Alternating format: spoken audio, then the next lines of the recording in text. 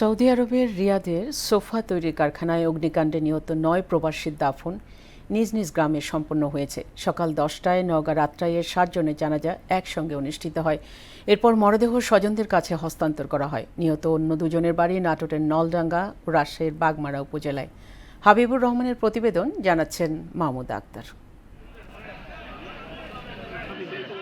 গেল ৯ August Saudi আরবের রিয়াদে sofa তৈরির কারখানায় অগ্নিকাণ্ডে নিহতদের মধ্যে ৭ জনের বাড়ি নওগাঁর আত্রাই উপজেলায়। সকাল ১০টায় জেলা এবং উপজেলা প্রশাসনের উদ্যোগে আত্রাই মোল্লা আজাদ মেমোরিয়াল কলেজ মাঠে একসঙ্গে ৭ জনের জানাজা অনুষ্ঠিত হয়।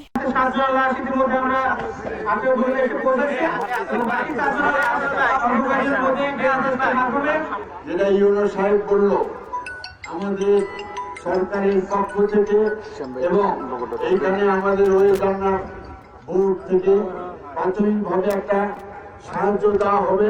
জানাজা শেষে মরদেহগুলো নিহতদের স্বজনদের কাছে হস্তান্তর করা হলে তাদের নিজ নিজ গ্রামে দাফন সম্পন্ন হয়। এর আগে বৃহস্পতিবার রাত ১:৩০টার দিকে হযরত শাহজালাল আন্তর্জাতিক বিমানবন্দর থেকে লাশবাহী ফ্রিজিং অ্যাম্বুলেন্সে মরদেহ আত্রাই পৌঁছালে এলাকায় নেমে আসে শোকের ছায়া।